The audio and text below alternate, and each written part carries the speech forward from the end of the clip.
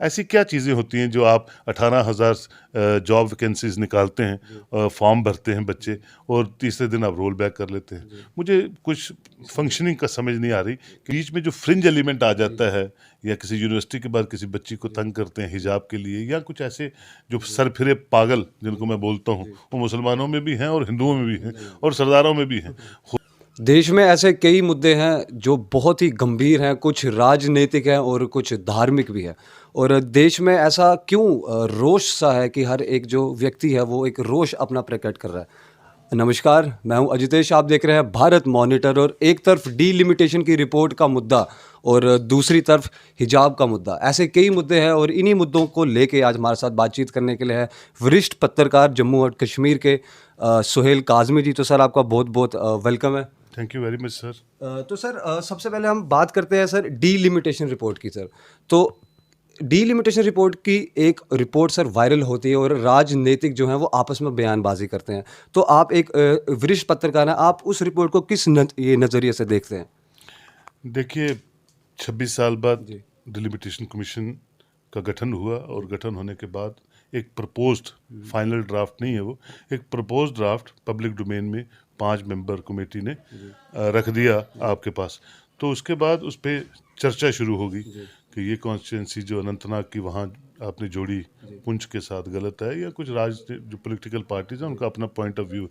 कुछ political persons ऐसे हैं जिनकी सीट्स रिजर्व होगी, वो आप इलेक्शन नहीं लड़ सकते अपनी कॉन्स्टिट्यूंसी में। कुछ ऐसी हैं जो नए तौर पे उनको देखना है अपना सियासी सफ़र, और ये बड़ी चीज़ें हैं डिलिमिटेशन में। लेकिन अभी प्रपोज ड्राफ्ट है। मेरी लकीली 2-3 दिन पहले honourable minister PMO doctor Jitendra Singh साहब से 2 घंटे बातचीत हुई। मेरे बड़े भाई हैं, लेकिन उन्होंने मुझे एश्योर किया कि कुछ चीज़ें जो हैं उसको ज़रूर कंसिडर किया जाएगा डिलिमिटेशन कमीशन के आगे, और जब फाइनल ड्राफ्ट आएगा तो जो जेन्युइनली चीज़ें होंगी वो हम उस पर रिक्वेस्ट करेंगे कि उनको ज़ेरे गौर करें, उसको कंसिडर करें। तो अभी फाइनल ड्राफ्ट तक ये रोज जो है ये चलता रहेगा। लेकिन ये है कि टोटल गलत है डिलिमिटेशन रिपोर्ट, वो मैं नहीं मानता हूँ। कुछ इलाके ऐसे भी थे जो कभी डिलिमिटाइज नहीं हुए थे, उनको डिलिमिटाइज होना था। ऐसे भी इलाके हैं जम्मू कश्मीर रियासत में, यूनियन टेरिटरी में, जिन्होंने डेवलपमेंट की धूप देखी नहीं, क्योंकि पावर सेंट्रिक पॉलिटिकल पार्टीज जो थी अनइंटरप्टेड पावर के नशे में थी, तो वो रियल इश्यूज को कभी एड्रेस नहीं करती थी। ये ठीक है, उसमें 5-10% कुछ ना कुछ चेंजेस हो सकती हैं, लेकिन वो उन्होंने कहा कि हम उसको ज़रूर कंसीडर करेंगे। तो सर, एक और एक मुद्दा है कि देश में ऐसे अशांति सी फैली हुई है। लोग कहीं ना कहीं ये कह रहे हैं कि हिंदू इस देश में ये सुरक्षित नहीं है, और कहीं ये भी कहा जा रहा है कि जो मुस्लिम है उनको खतरा है इस हिंदुस्तान से। तो सर, आप इस जो ये पूरा मसला है, आप क्या कहना चाहते हैं कि इस देश में ऐसा क्यों, ऐसा माहौल सा क्रिएट हो रहा है? देखिए, हिजाब की कंट्रोवर्सी की बात आप कर रहे हैं। आज सुबह मैंने देखा AR रहमान साहब ने एक फ़ोटो डाली थी। उनकी 2 बेटियां हैं, एक ने हिजाब किया हुआ है और एक ने हिजाब नहीं किया हुआ है। तो होना तो वही चाहिए था, क्योंकि भारत बहुत बड़ा मुल्क है। भारत एक डाइवर्सिफाइड रिलीजन्स के साथ चलता है। हिंदुस्तान जो है उसकी खूबसूरती यही है कि हम सब एक 130 करोड़ लोग जो हैं एक कंपोजिट कल्चर में रहते हैं। अब ये बीच में जो फ्रिंज एलिमेंट आ जाता है, या किसी यूनिवर्सिटी के बाद किसी बच्ची को तंग करते हैं हिजाब के लिए, या कुछ ऐसे जो सरफिरे पागल जिनको मैं बोलता हूँ, वो मुसलमानों में भी हैं और हिंदुओं में भी हैं और सरदारों में भी हैं। होते वो 5-10 ही हैं, लेकिन ये है कि उनको वजह से कहीं ना कहीं देश में लॉ इन्फोर्सिंग एजेंसीज जो हैं उनको पकड़नी चाहिए, उनको बुक करनी चाहिए, उनको कड़े से कड़े लॉज के तहत उनको बुक करना चाहिए। क्योंकि एक आदमी या 2 आदमियों से पूरे भारत में एक डिबेट शुरू हो जाए, या हर बंदा जो है जहाँ जहाँ भी माइनॉरिटी में है, चाहे वो हिंदू माइनॉरिटी में चाहे मुस्लिम माइनॉरिटी में, वो अगर अपने आप को अनसेफ समझेगा, तो मैं समझता हूँ इस मुल्क की बदकिस्मती है। तो मेरी इंतजा है मरकज़ी सरकार से, कहीं भी किसी स्टेट में भी अगर ऐसा कोई फ्रिंज एलिमेंट रिलीजियस डिवाइड की बात करता है, तो he should be booked under Tada. मैं समझता हूँ उसको टाडा से भी ज़्यादा कानून जो है उसको बुक करना चाहिए, क्योंकि आप तो गोली मार के एक बंदे को मारते हो। जब आप ऐसी बातें करके पूरे समाज को तोड़ते हो, तो मैं समझता हूँ ऐसे लोगों के लिए टाडा से भी सख्त कानून होने चाहिए। तो सर, जब से जेके यूटी बना हुआ है, तो आप एक वरिष्ठ पत्रकार है, क्या आपको लगता है कि जेके डेवलपमेंट कुछ हुई है जब से यूटी बना हुआ है? देखिए, बदकिस्मती से ये हुआ कि जब हम यूटी में चले गए तो उसके साथ ही कोविड की सिचुएशन भारत में इरप्ट होगी, पूरी दुनिया में इरप्ट होगी, जम्मू कश्मीर में भी होगी। होना तो ये चाहिए था कि प्राइम मिनिस्टर मोदी जी ने जो एड्रेस टू नेशन में 5 अगस्त 2019 को बोला था, जो सपना उन्होंने जम्मू कश्मीर के लोगों को दिखाया था, वो इमीडिएट उस पे एक्शन होना चाहिए था। लेकिन बदकिस्मती से हुआ ये कि जो लोग भी मरकज़ सरकार को आज एडवाइस कर रहे हैं, ये करते रहे हैं पिछले 2 ढाई साल से, वो कोई इतने इन्फॉर्म्ड या इतने एजुकेटेड लोग मुझे लगे नहीं, जो लोगों की पल्स की बात कर सकें। अगर आप एडवाइज़र्स को ही देखो तो यहाँ एडवाइज़र्स 10 होने चाहिए थे एटलीस्ट, जब यहाँ पॉलिटिकल प्रोसेस नहीं था। तो अनफॉर्चुनेटली 2-3 ही एडवाइज़र बने, और मुझे नहीं लगता उन 2-3 के पास भी कोई जाता होगा, या 2-3 के पास भी कोई चिट्ठी लेके एप्लीकेशन लेके जाता होगा, या उन 2-3 को भी पता है कि जम्मू कश्मीर की आवाम की एस्पायरेशंस की बात कैसे करनी है। तो ये मरकज़ी सरकार को देखना चाहिए। दूसरा मैं ये कहूँगा कि एडमिनिस्ट्रेटिव सिस्टम में, एडमिनिस्ट्रेटिव ढांचे में जम्मू कश्मीर के लोगों को कॉन्फिडेंस में लेना चाहिए। जम्मू कश्मीर के ब्यूरोक्रेट, जम्मू कश्मीर के केएस, केपीएस, वो लोग तैनात होने चाहिए ताकि आम बंदा अपने लोगों के पास जा सके।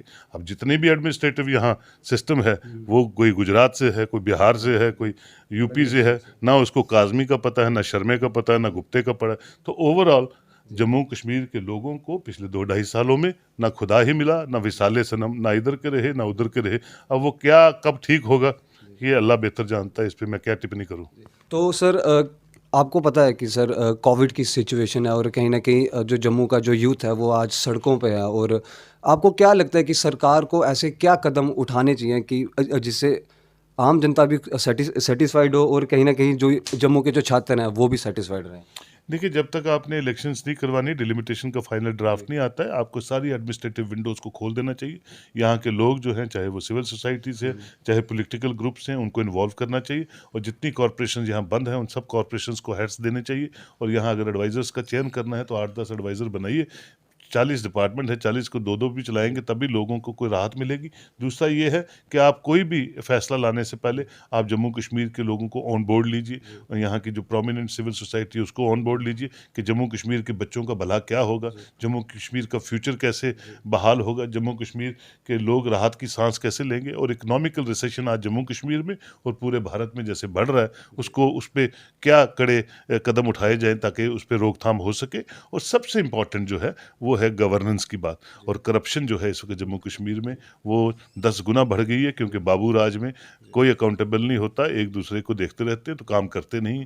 तो मैं ये समझता हूँ कि जब तक आपने ये सब चीज़ें करनी है, तब तक आप कोई ऐसा इंफ्रास्ट्रक्चर बनाएं जहाँ लोग आराम से जाके अपनी बात रख सकें, और आप जैसे भाई या हम जैसे मीडिया वाले भाई को मौका ही ना मिले कि हम किसी ऐसे मुद्दे को उठाएं जिसका कोई वजूद ना हो। लेकिन अभी मुद्दे ही मुद्दे हैं, तो आने वाले दिनों में अच्छे फेसेस इंट्रोड्यूस करें एडमिनिस्ट्रेशन में, ताकि आपको भी राहत मिले और गवर्नमेंट की जो कंसीव्ड प्लान्स हैं, पॉलिसीज़ हैं, वो लोगों तक अच्छे हाथों से डिस्ट्रीब्यूट की जाएं।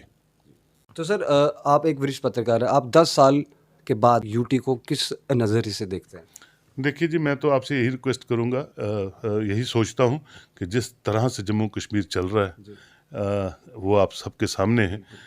कश्मीर का हाल देखें तो मिलिटेंसी रिवाइव हो चुकी है, और बाकी चीज़ें भी आप देखें, अनएम्प्लॉयमेंट जो है, ऐसी क्या चीज़ें होती हैं जो आप 18,000 जॉब वैकेंसीज निकालते हैं, फॉर्म भरते हैं बच्चे, और तीसरे दिन आप रोल बैक कर लेते हैं। मुझे कुछ फंक्शनिंग का समझ नहीं आ रही कि किस तरह से आप काम कर रहे हैं और किस तरह से फिर आप उसका जवाब देते हैं। ये तो बेहतर होगा जो इसको रूल कर रहे हैं उन्हीं से सवाल किया जाए।